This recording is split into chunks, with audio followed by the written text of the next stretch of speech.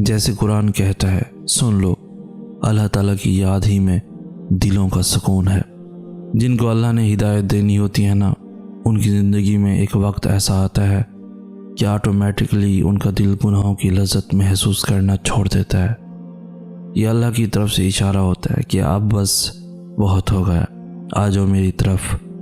لیکن ہمیں یہ سمجھنے میں وقت لگتا ہے۔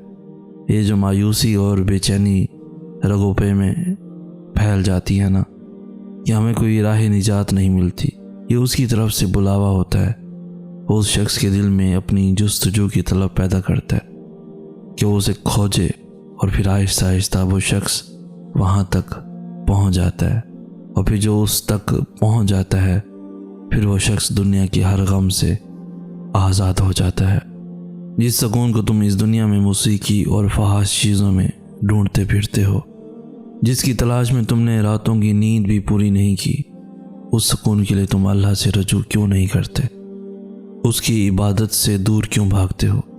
ایک اللہ ہی تو ہے جو آپ سے اور مجھ جیسے گنہگار سے 70 ماؤں سے بھی زیادہ پیار کرتا ہے۔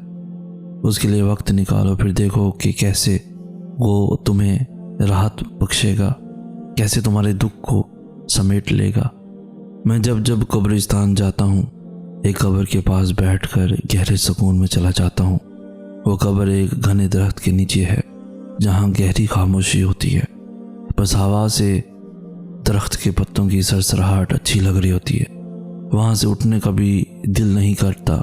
پتہ نہیں اس جگہ اتنا سکون کیوں محسوس ہوتا ہے۔ ہاں، شاید اس لیے کہ وہ کسی اور کی قبر نہیں، وہ میرے بابا کی قبر ہے، وہ جس نے ساری زندگی لگا دی ہم بہن بھائیوں کی خواہشات پوری کرنے میں۔ وہ جو مٹی میں ہمیں کھیلنے سے منع کرتا تھا، آج وہ خود من و من مٹی کے نیچے سویا ہوا ہے۔ اس کی قبر کے پاس بیٹھ کر یہی ایک فریاد ہوتی ہے کہ بابا، آپ کے بغیر اس زندگی نے بڑا پریشان کر دیا ہے۔ بابا، میرا دل پھٹنے لگتا ہے جب دوستوں کے منہ سے یہ الفاظ سنتا ہوں، آج ابو کے ساتھ گھومنے جا رہا ہوں۔ بابا، اگر آپ آج میرے ساتھ ہوتے تو میں بھی یہ الفاظ بول سکتا، لیکن میں اللہ کے فیصلوں پہ راضی ہوں۔ بابا، بس اللہ تعالیٰ آپ کو جنت الفردوس میں اعلیٰ مقام عطا فرمائے۔ دل اداس، دماغ بوجھل سے رہتا ہے۔ مجھے یہ سوچتے ہوئے بہت ڈر لگتا ہے کہ جب اللہ پاک کسی سے ناراض ہوں تو وہ اس سے اپنی عبادت کی توفیق چھین لیتے ہیں۔ یہ سوچ ذہن میں آتے ہی دل تڑپ سا جاتا ہے۔ میں تو پہلے ہی اتنا گنہگار سیاہ کار ہوں، اگر یہ سکون چھن گیا تو میں کہاں جاؤں گا؟ ذرا سی دیر کیا کی اللہ نے دینے میں، تم نے تو مانگنا ہی چھوڑ دیا۔ اس کو تو پسند ہے تمہاری آواز، اور تم نے رابطہ ہی توڑ دیا۔ اس کی ہزار نعمتوں کو نظر انداز کر کے ناشکری کرنے لگے۔ تم نے بس ایک لا حاصل چیز کے لیے اس کا مان توڑ دیا۔ مگر جانتے ہو اس کی محبت کی خاصیت یہی ہے کہ ہزار گناہوں کے بعد بھی تم اس کے پاس جاؤ تو وہ معاف کر دیتا ہے۔ وہ تو کبھی نہیں کہتا کہ دیر سے آئے ہو تو نہیں معاف کروں گا تمہیں۔ وہ تو روز تمہارے پلٹ آنے کا انتظار کرتا ہے، اور تم ہو کہ اس کی رحمت سے مایوس ہو کر بیٹھ گئے ہو۔ وہ ہمیشہ تم سے محبت کرتا رہے گا، تم کرو یا نہ کرو۔ تمہیں کس نے کہا کہ اس نے تمہاری دعاؤں کو موڑ دیا؟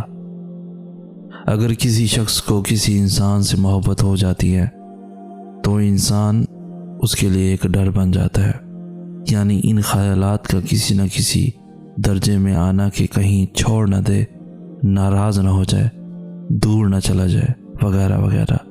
لیکن جب وہی شخص انسان کی بجائے اللہ تعالیٰ کی محبت میں مبتلا ہو جاتا ہے تو یقین کریں وہ اتنا مضبوط انسان بن جاتا ہے کہ خود بھی سنبھل جاتا ہے۔ لیکن جب وہی شخص انسان کی بجائے اللہ تعالیٰ کی محبت میں مبتلا ہو جاتا ہے تو یقین کریں وہ اتنا مضبوط انسان بن جاتا ہے کہ خود بھی سنبھل جاتا ہے اور دوسروں کو بھی سنبھال لیتا ہے، اور کسی سے کوئی غرض نہیں رکھتا۔ وہ اپنے حالات اور دوسروں کے حالات اللہ تعالیٰ کے سامنے رکھنا سیکھ لیتا ہے۔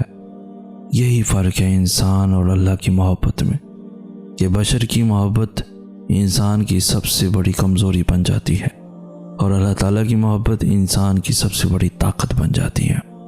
رسول اللہ صلی اللہ علیہ وآلہ وسلم نے فرمایا، تم اللہ کے احکام کی حفاظت کرو وہ تمہاری حفاظت فرمائے گا۔ تم اللہ کے حقوق کا خیال رکھو، اسے تم اپنے سامنے پاؤ گے۔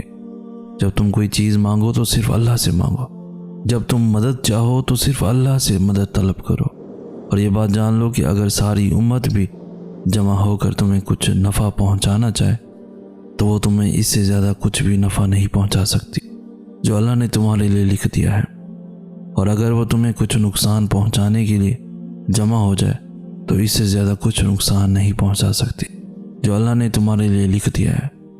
قلم اٹھا لیے گئے اور تقدیر کے صحیفے خشک ہو گئے ہیں۔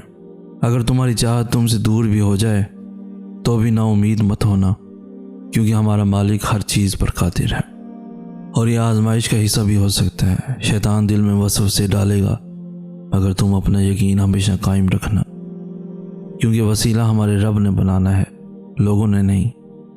کوئی کتنا ہی مخالف ہو، جب رب کی رضا ہوگی تو سب عطا ہوگا انشاءاللہ۔ ایک ایسا راستہ ہے جو پوری طرح اس قابل ہے کہ آپ اس پر اعتماد کر لیں، سارے کا سارا انحصار اسی پر کر لیں، اور وہی آپ کی نجات کا ذریعہ بن جائے گا۔ اور جانتے ہیں وہ راستہ کون سا ہے؟ اللہ پر توکل کا راستہ، اس کے خوبصورت منصوبے پر بلا یقین ناقابل بیان حد تک اللہ کی شان، عظمت، بڑائی، جلال پر یقین۔ وہ وقت جہاں ہم خود کو بھٹکا ہوا، ہارا ہوا، کھویا ہوا سمجھیں، اسی وقت اس بات کا یقین کہ اللہ کتنا طاقتور ہے، وہ کتنا بڑا ہے، وہ کیا نہیں کر سکتا، وہ شاید آپ کی کہانی میں چپکے سے، خاموشی سے، لیکن معجزاتی طور پر سامنے آئے گا۔ وہ کہیں دکھائی بھی نہیں دے گا، اس کی یہی شان ہے، وہ تو بس کن فرماتا ہے، پھر اس کی خلقت، اس کے جلوے ہر طرف بکھیر دیتی ہے۔ اس کی مدد ہمارے اندر خوف سے کہیں زیادہ قریب ہے۔ یہی تو ہماری سب سے بڑی بھول ہے کہ ہم سکون کو انسانوں میں ڈھونڈتے پھرتے ہیں، جو اللہ نے صرف اپنی یاد میں رکھا ہے۔ وہ تو اتنا رحیم ہے کہ اسے پتہ بھی ہے کہ میرا بندہ در در بھٹکتا پھر رہا ہے، تڑپتا ہوا۔ میری آنکھوں میں آنسو آ گئے جب اللہ نے مجھ سے پوچھا، کیا نہیں ہوں میں تمہارا رب؟ میں نے کہا بھلا کیوں نہیں، بے شک آپ ہی ہیں۔ اس پر خدا نے بڑے لاڈ سے کہا، تو پھر کدھر جا رہے ہو مجھے چھوڑ کر؟ کیا ایک نامحرم تمہیں مجھ سے زیادہ محبت دے رہا ہے؟ کیا دنیا مجھ سے زیادہ تمہیں نوازتی ہے؟ کیا دیکھتے نہیں تم جو فرشتے رات کو تمہارے گناہ لے کر میرے پاس آتے ہیں؟ میں انہی کے ہاتھوں تمہارا رزق بھیجتا ہوں۔